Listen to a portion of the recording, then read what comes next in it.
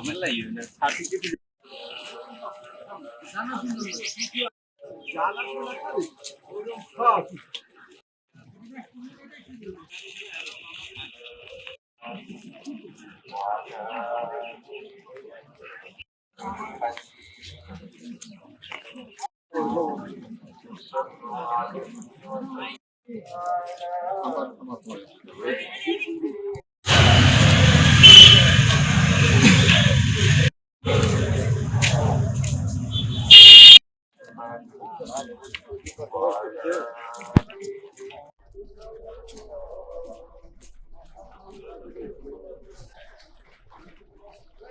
বিভিন্ন ব্যবস্থা নিতে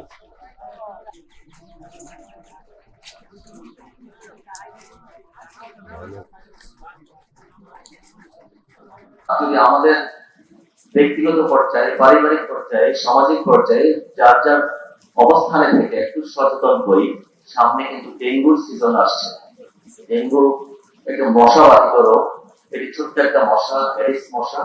সাথে সাথে এখন অন্যান্য যে মশাগুলো আছে, কিউলেক্স মশা, এগুলির উপদ্রব কিন্তু সমাজে ছড়িয়ে যাচ্ছে, ছড়িয়ে পড়ছে। কেন? সেগুলি আমাদের পরিষ্কার পরিচ্ছন্নতাহীনতার কারণে।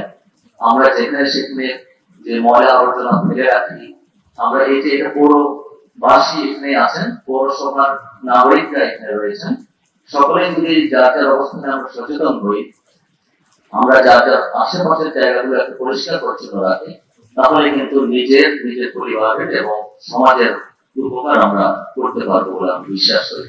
একই সাথে প্লাস্টিকের যে জিনিসপত্রগুলো রয়েছে, আমরা অনেকে আইসক্রিম খাই, আমরা দই খাই, আমরা ফালুদা খাই, এই যে সিঙ্গেল ইউজ প্লাস্টিকের যে বিষয়গুলো, কৌটাগুলো রয়েছে, আমরা জানেন সেখানে থ্রো করে দিই। এগুলি কি করে? এগুলো চলে যায় ড্রেনের মধ্যে, আমরা খালের মধ্যে চলে যায়, যে জলাবদ্ধতা তৈরি করে। এই যে সামনে যে বৃষ্টির দিন আসছে, তখন কিন্তু জলোচ্ছ্বাস বা জলাবদ্ধতা তৈরি করে, বন্যা তৈরি করে, আপনার নিজেরই ক্ষতি করে, আপনার পরিবারের, আপনার সমাজের ক্ষতি করে। এগুলি যার যার অবস্থানে থেকে আমরা যদি একটু সচেতন হই, তাহলে আমার কাছে মনে হয় আমরা সমাজের ভালোর জন্য অবদান রাখতে পারবো। পবিত্র কোরআনে এরকম বলা হয়েছে যে আল্লাহ ততক্ষণ পর্যন্ত মানুষের ভাগ্য পরিবর্তন করেন না, যতক্ষণ পর্যন্ত সে নিজে চেষ্টা না করে।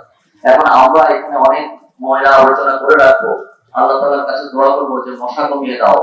আল্লাহ কিন্তু এইভাবে হয়তো নাও কমাতে পারেন।